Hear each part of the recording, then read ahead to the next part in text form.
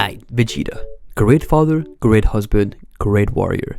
And if any of you guys agree with any of what I just said, we need to talk. Cause there's a lot of grey areas within the Prince of All Saiyans. Because if we take his shenanigans onto real life context, we might be getting into a lot of trouble, especially in a dating context.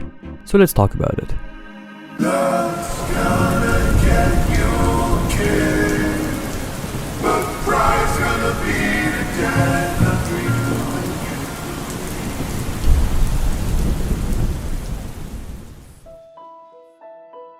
Ever since I was little, Vegeta was always my favorite Dragon Ball character, while everyone around me preferred Goku more, which I don't blame them, Goku's the GOAT. But for some reason, Vegeta always hit different for me. Maybe it has something to do with how I used to be scrawny and weak back in the day. You see, as a kid, Vegeta felt like a character that was both strong on the outside but also strong on the inside. Meaning that he not only has great physical strength, but his pride made him just so masculine to me. So for someone who was skinny and weak for the longest time, I thought being strong on the outside was completely impossible, and therefore being strong on the inside is all I could ever hope to achieve. Hence why he always used to be such an inspiration to me. But that was until I reached adulthood, because that is when I truly started to realize how pride was a genuine weakness. A weakness that was preventing me from having what I truly wished for: meaningful romantic connections. Now, before I tell you how pride has ruined my relationships, let's talk a little bit about Vegeta, shall we? Because when you go all the way back from Vegeta's first days on Earth, we saw a person that was consumed by his pride.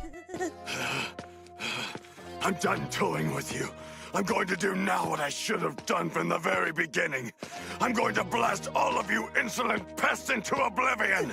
He didn't give a damn about anyone. Yet, as the series progressed, we saw how it's by diffusing some of his pride that he was able to form his various relationships, sometimes even saving the Earth.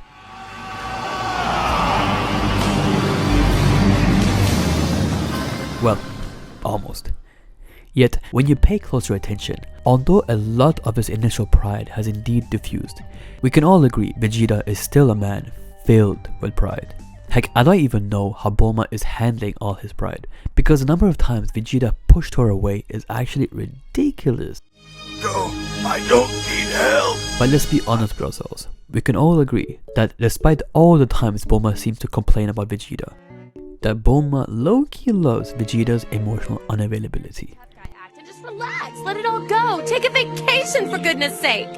Unwind a little and see what life has to offer you. You're actually kind of cute. What? I'm not kind of... Shut up! But now the question is, would Vegeta's way of life work in real life? Because when you think about it, a lot of men who are deemed as attractive in society share a lot of features to Vegeta, as in someone who is way too busy grinding away, someone following his purpose, emotionally unavailable. The female species, such an enigma. Strong, protective, follows what he wants to do, takes no BS from his wife, bit of a bully, does the right thing when necessary, and caring for his loved ones. So yeah, Vegeta does have a lot of attractive attributes, but does it mean that we should be like Vegeta? Well, it depends. Are you Vegeta? This might sound silly, but in the core of who you are you someone that naturally shares these aforementioned features? And more importantly, how is your relationship with your pride? Does your sense of pride come from a feeling of positivity or insecurity? Does your sense of pride stem from a feeling of genuine high self-esteem, or does it stem from a feeling of superiority? Do you use pride to exude a sense of self-confidence? Or do you rather use it for your need for recognition and validation? Do you use pride to reinforce your achievement? Or are you rather using it as a shield against vulnerability? You say I'm arrogant, I say damn right. That's pride. Pride in the Saiyan I am. The mighty prince of the ultimate warrior race. Now, one thing to also note is that if you are planning to date a female, another question to ask yourself is, should the girl that you want to date be like Bulma? Do you want to date someone that has her own career to focus on? Or do you want to date someone that has a history of dating emotionally unavailable men? Do you really want to date someone that prefers a man that is strong-willed? If you answered yes to any of these questions, then maybe being someone that shares Vegeta's features can be beneficial to you.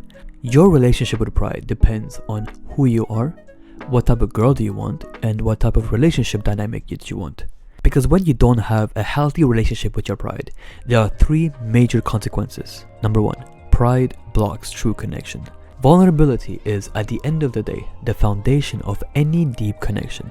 Yet, it gets suffocated by pride. For so long, I let my own pride rule my life that even today, I have a hard time being truly vulnerable to my girl.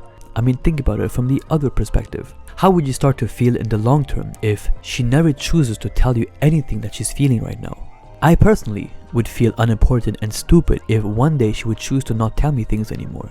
But this is exactly what we end up doing to our partner when we let pride overrule our relationships. Our partner often ends up feeling unimportant as a result of it. Number 2, pride fuels resentment. It's because of pride that we let resentment build in our hearts for so long until one day the relationship ends up failing after 10, 15, 20 years. Instead of communicating our needs clearly, we let ego take us over. This isn't just the inability to forgive and move forward, it's also the tendency to take things too personally that ruins these once perfect relationships. But the biggest weakness of all is number 3. Pride hinders our growth. Pride often blinds us from our own flaws, keeping us from growing as a person. When you think about it, it's only after Vegeta admitted his own flaws that he started to grow greater heights in terms of strength, wisdom, and greater divine power.